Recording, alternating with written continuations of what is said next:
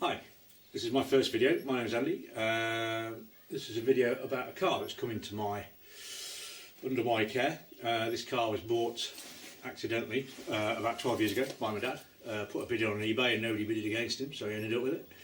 The car was roadworthy when he got it. He drove it through the summer, then drove it into the garage to do a little bit of work, which we'll come to later, and it hasn't moved since. So I've taken it upon myself to recommission the vehicle and get it back on the road.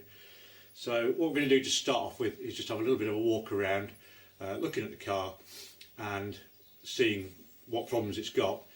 The reason I'm making these videos is I'm no mechanic. I've never done anything more than just basic servicing.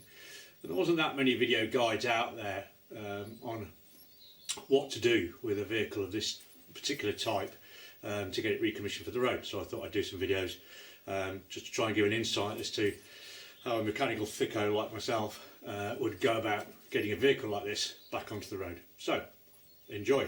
I'm going to do a little walk around now, have a little look at the car. Thanks.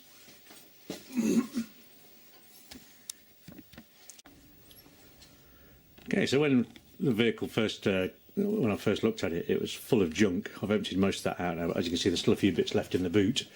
That's the dash back panel.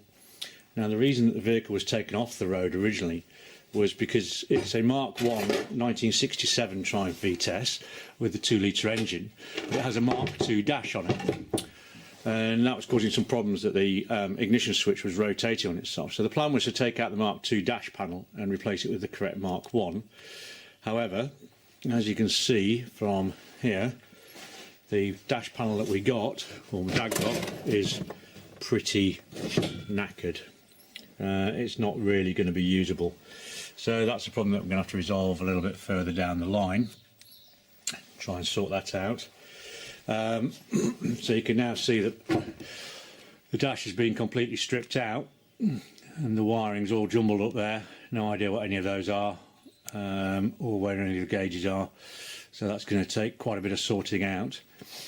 Encouragingly, I've had the back seat out, and underneath there it all looks pretty solid, to be honest. The basic structure of the car appears to be reasonably good, so that's good. We're not looking at a complete restoration. The seats are a bit poor, so they're going to need looking at, and they're quite expensive to replace. I'm going to look into whether I can get those just simply refurbished, as it's mainly the stitching that's gone. We might be able to just get away with getting those refurbished. Underneath the carpets, there's no real horrors there. The floor pans are good.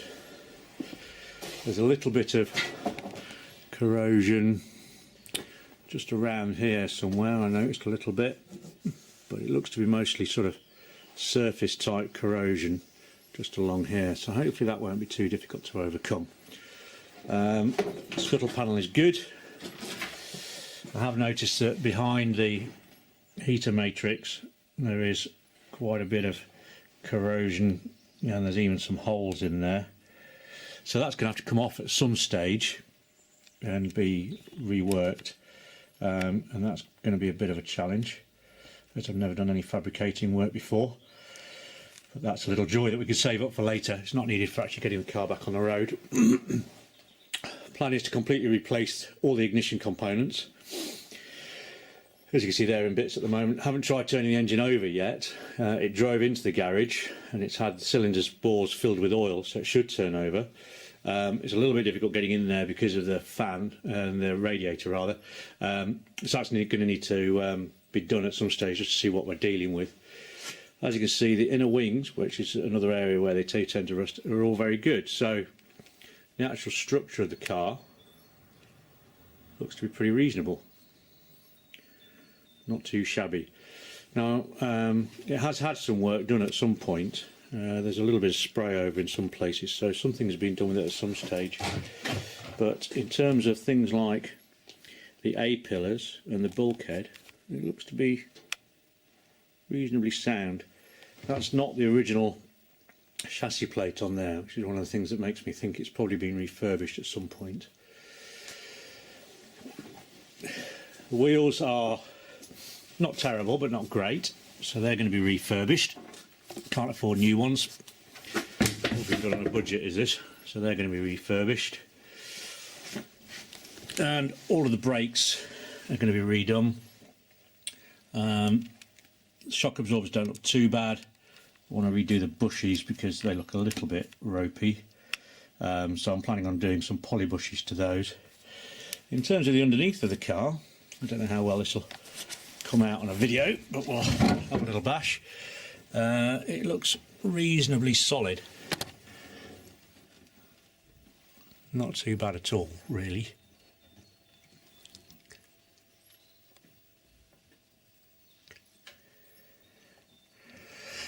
Reasonably happy with that. Chassis outriggers don't look too bad either. It's mostly just sort of a bit of surface corrosion.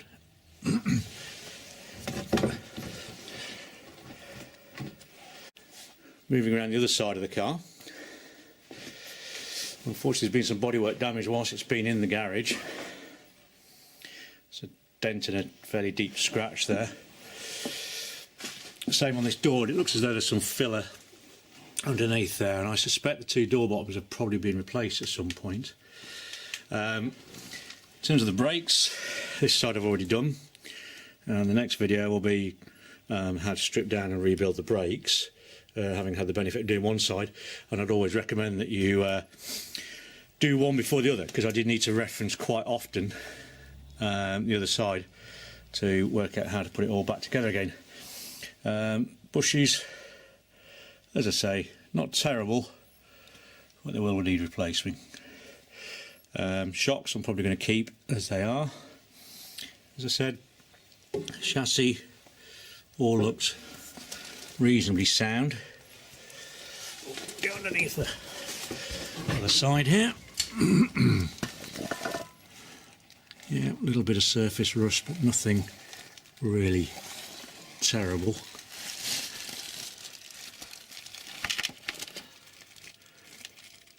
So we'll just flap disc off those bits of surface rust and deal with those as needs necessary.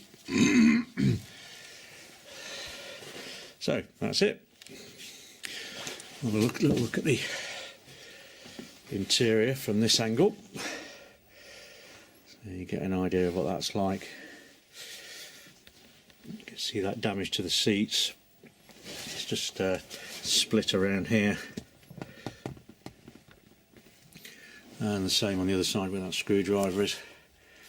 You can just see there. Already had the sun visors out and tidied up the metal mounting for those.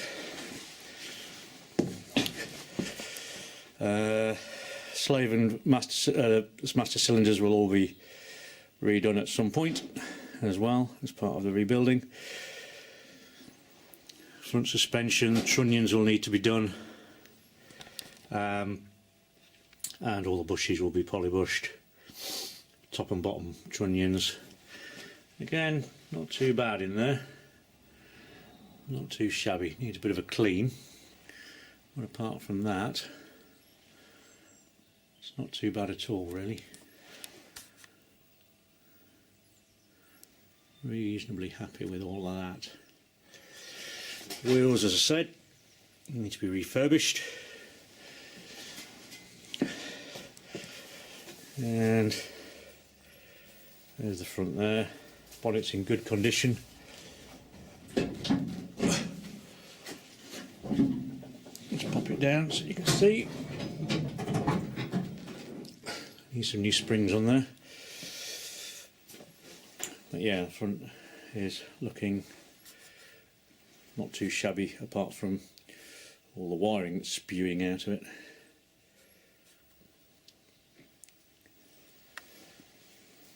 Okay, so that's it.